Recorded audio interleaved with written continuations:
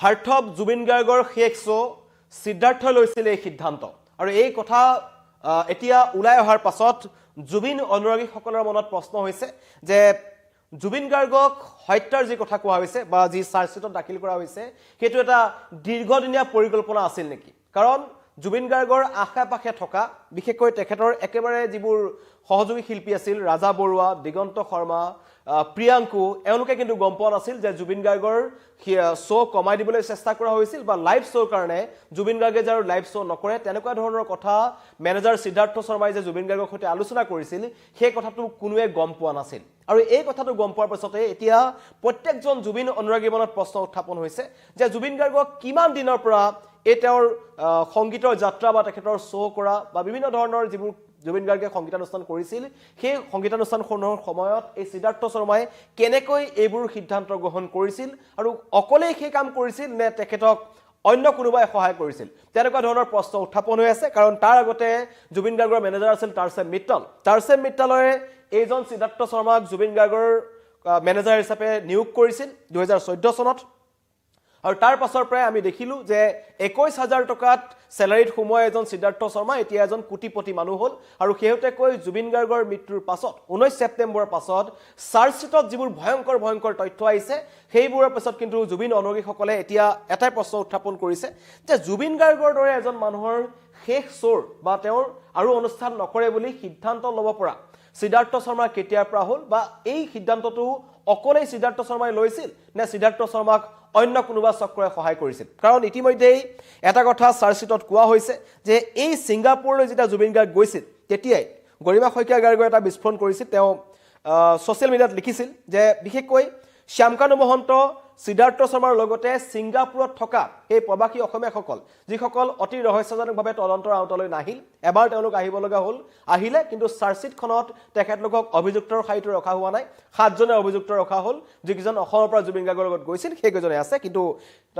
জুবিন গাৰ্গৰ পৰিয়ালৰ ফালৰ পৰা কোৱা হৈছে পামী বৰঠাকুৰে জুবিন গাৰ্গৰ ভনীয়েকে লিখিছে লগতে গৰিমা শইকীয়া গাৰ্গই লিখিছে যে তন্ময় ফুকন অভিমন্যু তালুকদাৰ যিসকলে সেই য়ট পাৰ্টিটোৰ আয়োজন কৰিছিল তেওঁলোকে জুবিন গাৰ্গক সেই অভিশপ্ত জেগাখিনিলৈ লৈ গৈছিল তেওঁলোকক কি কাৰণত চাৰ্জশ্বিটত তেওঁলোকৰ নাম নাথাকিলে সেইটো এতিয়াও ৰহস্যৰ আৱৰ্তত আছে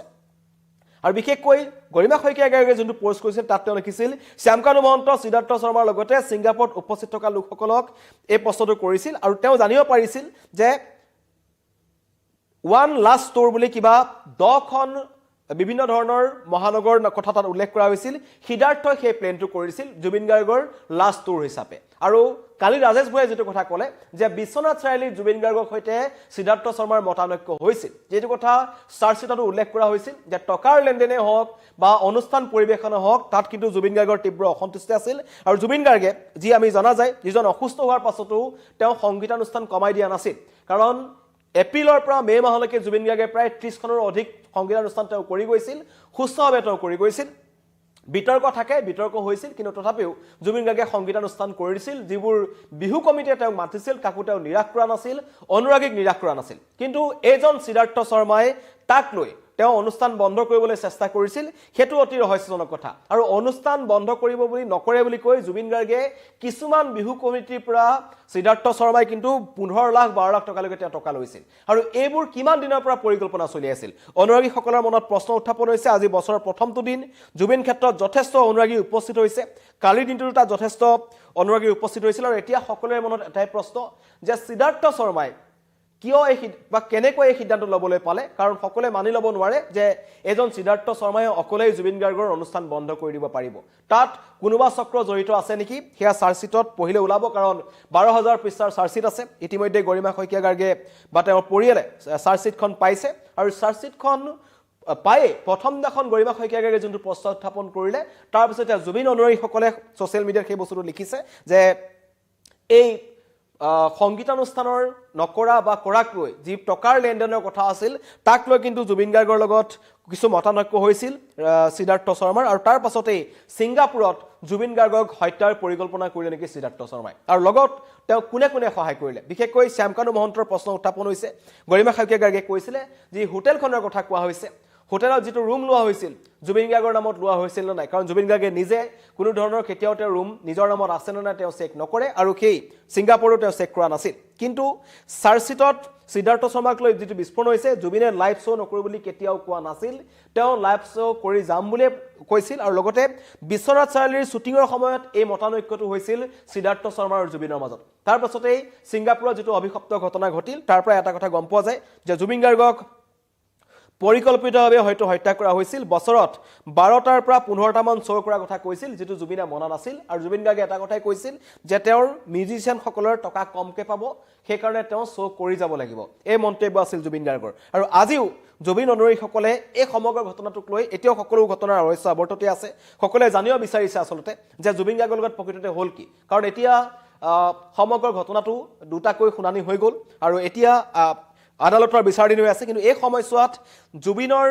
শেষ শ্বৰ সিদ্ধান্ত যে সিদ্ধাৰ্থ শৰ্মাই লৈছিল সেইটো জনাৰ পিছত অনুৰাগীসকলৰ মনত এটা প্ৰশ্ন উত্থাপন হৈছে যে জুবিন গাৰ্গক প্ৰকৃততে তেওঁলোকে আগৰ পৰা হত্যাৰ পৰিকল্পনা কৰিছিল জুবিন গাৰ্গক টকাৰ কাৰণে হত্যা কৰা হ'ল নেকি এনেকুৱা ধৰণৰ প্ৰশ্ন উত্থাপন হৈছে আৰু সকলোৱে এতিয়া #justice4Jubin Garg এতিয়াও লিখি আছে তেওঁলোকৰ মতে জুবিন গাৰ্গে ন্যায় যিটো প্ৰক্ৰিয়া আছে সেইটো দীঘলীয়া হৈছে অনুৰাগীসকলৰ মতে সোশ্যাল মিডিয়াত তেওঁলোকে লিখিছে আৰু লগতে আজিও জুবিন ক্ষেত্ৰত উপস্থিত হৈ যথেষ্ট সংখ্যকে এটা কথাই কৈছে যে এই সমগ্ৰ ঘটনাটোত বিশেষকৈ গৰিমা শইকীয়া গাৰ্গে যোনটো কথা ক'লে যে তাত থকা ছিংগাপুৰত থকা প্ৰবাসী অসমীয়াসকলৰ নাম সন্নিৱিষ্ট নকৰাটো এই সমগ্ৰ ঘটনাটোত কৰবাত নহয় কৰবাত এটা খুৰুঙা থাকি যাব পাৰে কাৰণ যি ঘটনা সংগঠিত হ'ল সেই ঘটনা ছিংগাপুৰত সংগঠিত হৈছিল আৰু এওঁলোক যি 7জন অভিযুক্তৰ নাম ৰখা হৈছে শ্যামকানু মহন্ত সিদ্ধাৰ্থ শৰ্মা অমৃতপ্ৰভা মহন্ত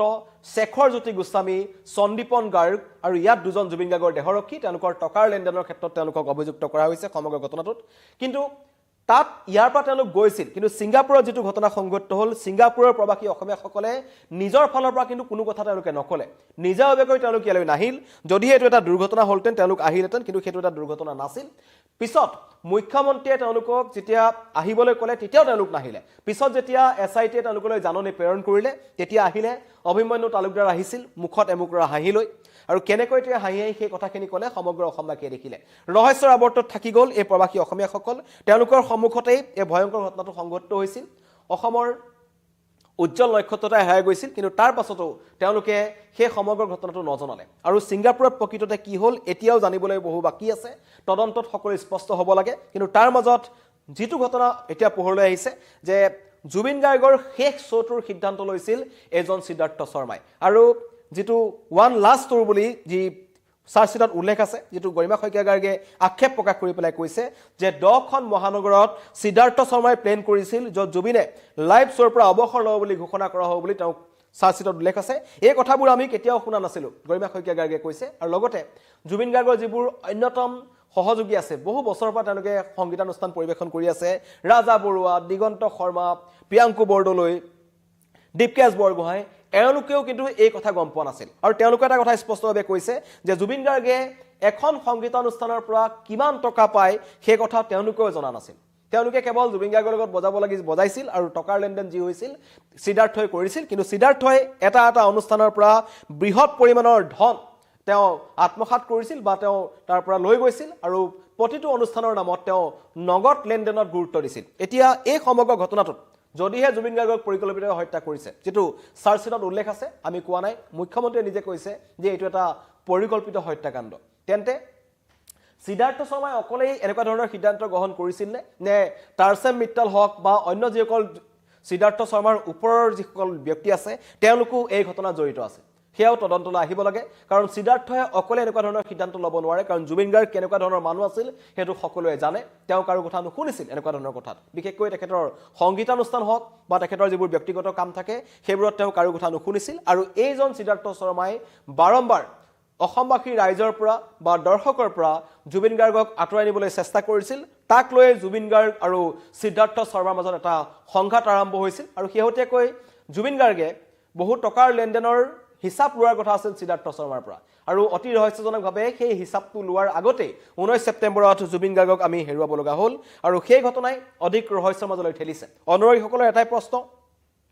যে জুবিন গাৰ্গৰ সহশিল্পীয়ে নজনা বা জুবিন গাৰ্গৰ পৰিবাৰে নজনাকৈ সিদ্ধাৰ্থ শৰ্মাই এই সিদ্ধান্ত কেনেকৈ গ্ৰহণ কৰিছিল সেয়া অতি ৰহস্যজনক সিদ্ধাৰ্থ শৰ্মাৰ লগত অন্য কোনোবা ব্যক্তিও জড়িত থাকিব পাৰে টাৰ্চেম মিটালো জড়িত থাকিব পাৰে বা অন্য লোকসকলো জড়িত থাকিব পাৰে এইটো এটা